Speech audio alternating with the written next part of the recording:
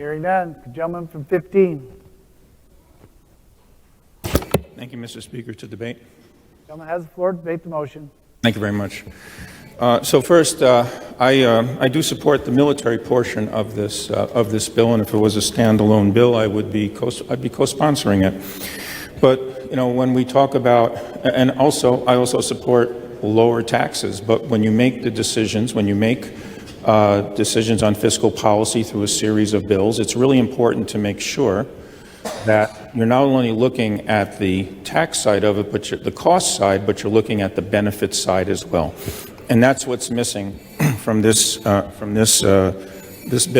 and the broader issue of tax relief. Because yes, I know constituents want tax relief, but they also want to make sure that the state is providing excuse me, the kind of services that they expect and that only the state can provide. So if I use kind of a family analogy, if I may, a growing family like a growing state, if you have 2 or 3 kids and another one's on the way, maybe twins, the roof needs repair, you need to build an addition to the house. The first question you ask your spouse at the kitchen table is not how much less income can our family get by with next year? How much can we cut our income? No, the first question you ask your family is, what do we need to meet the needs of a growing family? So my concern about this bill is that in conjunction with other tax bills that we're looking at, adds up to over $400 million that we're going to take off the table every single year. Mr. Speaker. Gentleman, 22. Mr. Speaker, point of order. Referring to pending legislation is not allowed by our book rules, and we have a bill here that's $253 million. The gentleman mentioned bills that totaled $400 million. Good question. Maybe he was going to start talking about those bills. We could keep it back to this bill. Good job, 15. That would be nice. Mr. Speaker, I appreciate the objection. I'm not going to talk about any of those other bills.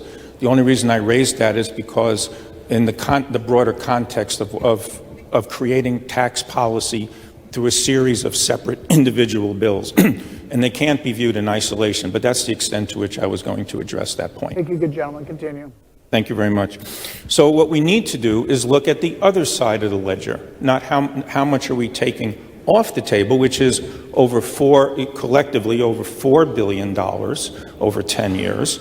What are the needs that a growing state, a growing family needs?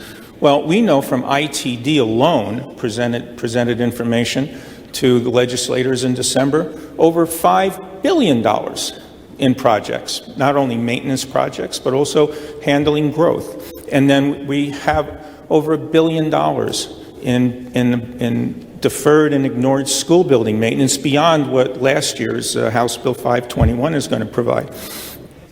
We have needs for the public defender system, several tens of millions of dollars there, and then EMS services, coroner system, in-home care, and other healthcare projects. We need to be looking at this bill, not just in the context of how much it takes off the table, but relative to how much we need to have on the table. That's what a responsible business does. They do cost-benefit analysis, not cost analysis.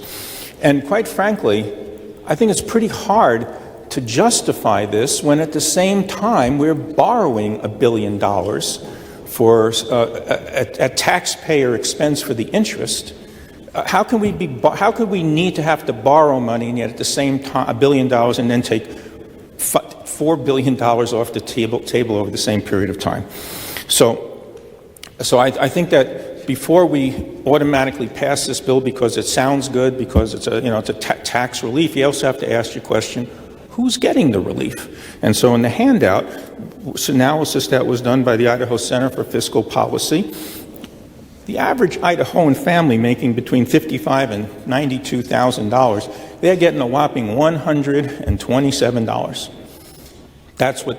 That's maybe enough to buy a couple of tanks of gas.